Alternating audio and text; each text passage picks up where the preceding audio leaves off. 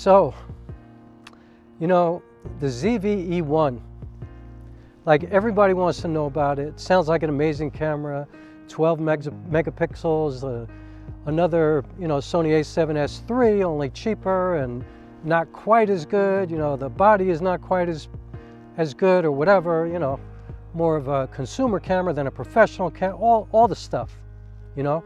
And we love to watch these videos and we love to learn about this new gear, and everybody watches them. I watch all of them. But it just occurred to me today, like, you know, I put up a video yesterday and I took it down today because I watched it and I was like, yo, how could you make that video?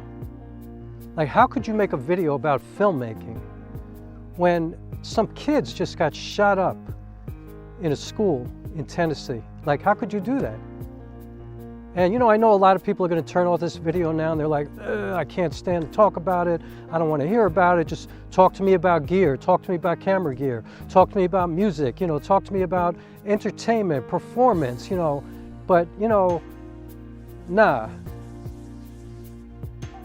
That's all I could think about today was, man, some little kids got shot up by some like human killing machines, you know, guns that were made for the Vietnam War to kill people. And now people in this country seem to feel like they need to own those guns. And you know, I'm not going to get political right now because I could definitely do that, but I'm not going to do that. What I am going to do is just talk about how that felt to me, you know, and how I feel like my job as an artist is to disrupt us, you know, disrupt us out of this day-to-day kind of life where we're in denial of some of these horrible things that are happening. You know, in my case, you know, for my whole career, I've been, you know, making my work about racism, white privilege, gentrification, xenophobia, homophobia, anti-Semitism, misogyny, like all the horrible things. But, you know, part of the reason for that is that, you know, I haven't included, you know, some of the stuff that's been happening in our schools to our kids, because usually stuff like that happens in other countries, right? Like for most of my lifetime, I mean, I'm much older than a lot of you probably, but most of my lifetime, that kind of stuff happens in Afghanistan, you know, and Iran and Somalia and places like that. And we think it's so horrible, but we're not really affected by it, you know? Like 9/11, I think, is when we really felt what that feels like, especially if you live in New York like me, you know? And that day, actually, I was about 25 miles north of New York City. And I will never forget how scary that was, you know? Like, it happened here. You know, I was walking my dog that morning, and all of a sudden, all these fire trucks go flying through this town that I was in. And I mean, like, one after another, like, whop, whop, whop. And I'm like, what is going on, you know? And then all of a sudden I see all these cop cars and they are flying through the town, sirens blazing, lights everywhere. And I'll never forget my dog Stinson, who weighed about 65 pounds, literally jumped up into my arms. Like jumped up into my arms just from the energy of what was happening. Like he knew something was very, very wrong. And you know, 9/11 kind of, you know, brought us together. I think everybody in the country agreed how messed up that was. But now we have people more interested in banning books about like Roberto Clemente and Hank Aaron than talking about gun control.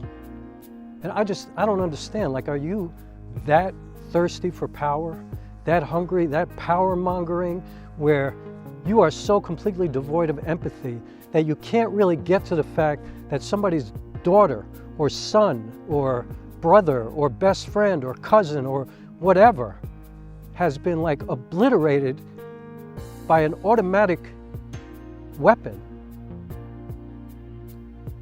You know, what really got me is I was watching the news this morning and I saw a video of these cops running through the school, and they're running past this artwork from these little kids, like little crayon work and paintbrush work, you know.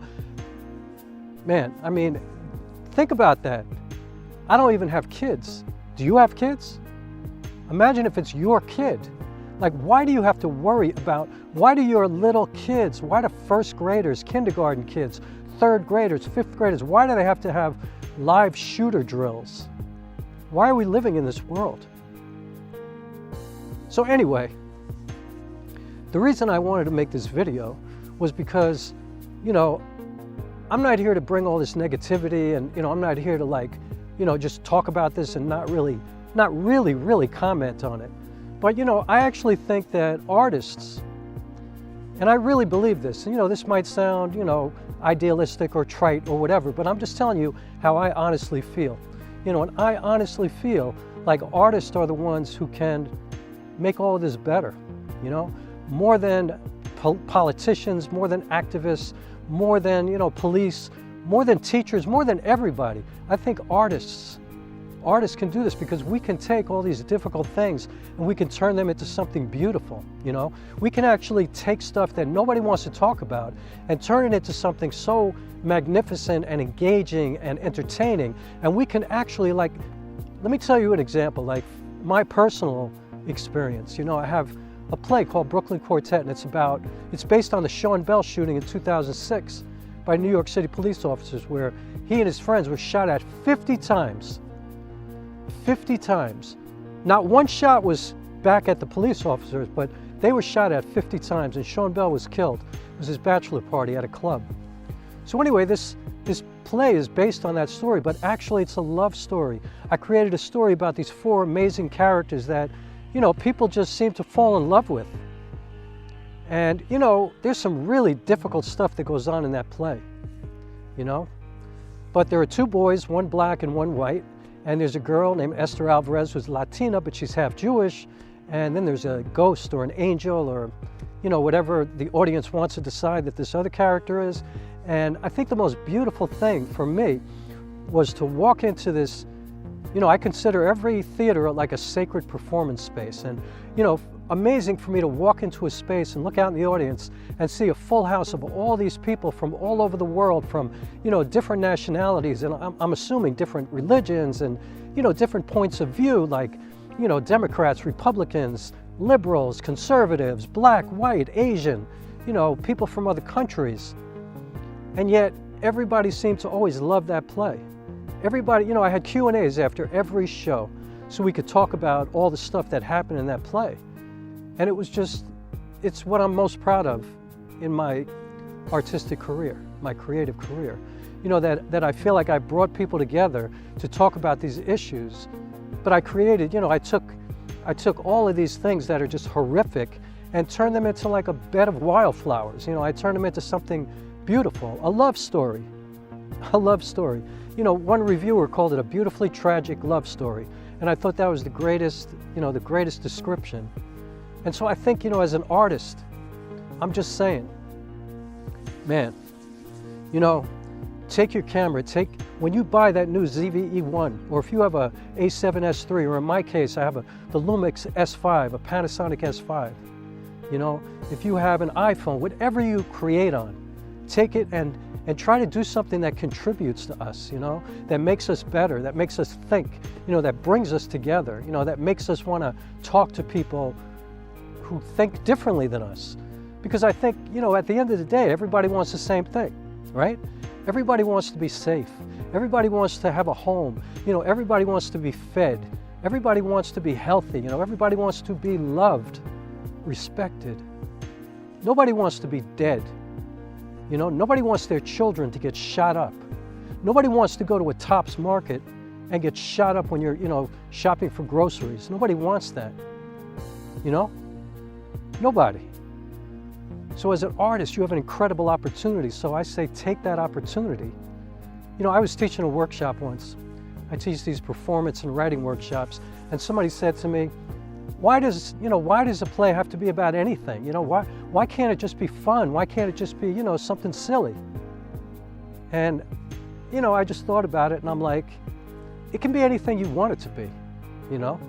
But I just think that you have a great opportunity as an artist who's going to get a chance to share things if people are nice enough to come see your work. I mean, I get it too. A lot of people make art just for themselves, and that's cool, you know.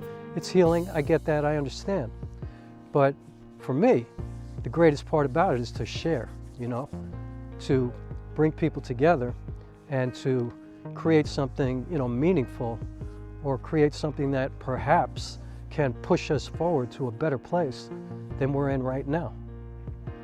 I mean, to me, that's like the greatest gift in the world, that somebody is handing you this opportunity, like you can use these gifts that you have, these God-given abilities and talents, you know. Some of you are incredibly talented, and so you have this opportunity to use that to bring people together, you know.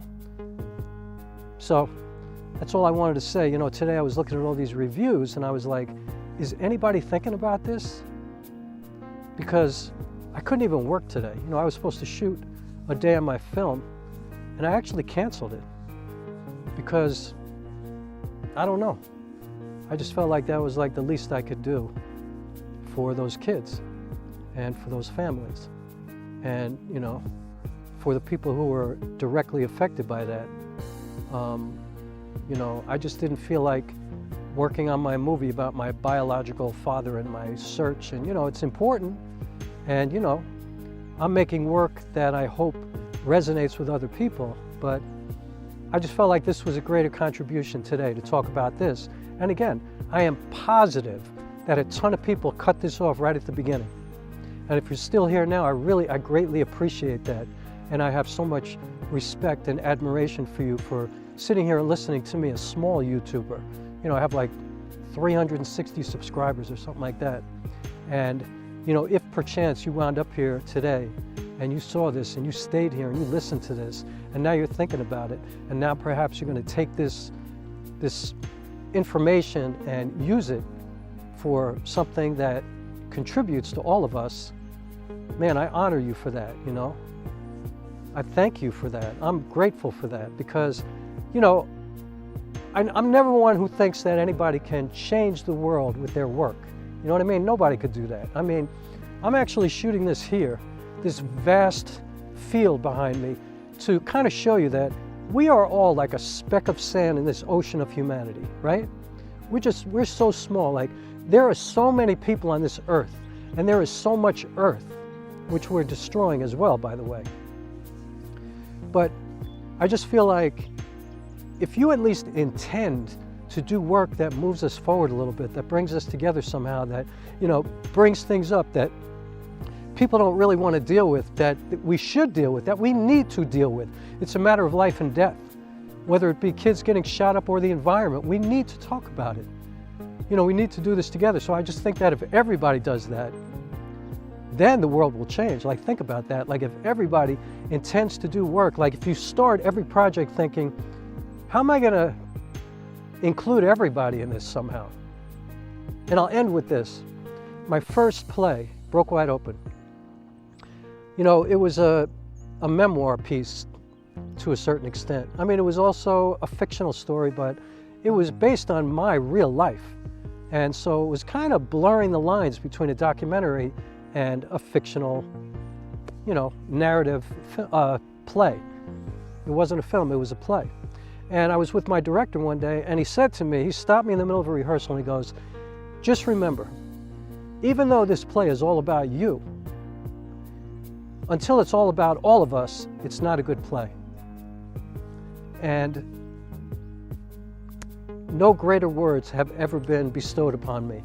And I think about that every day with every bit of work that I do, everything that I create, I always start from there.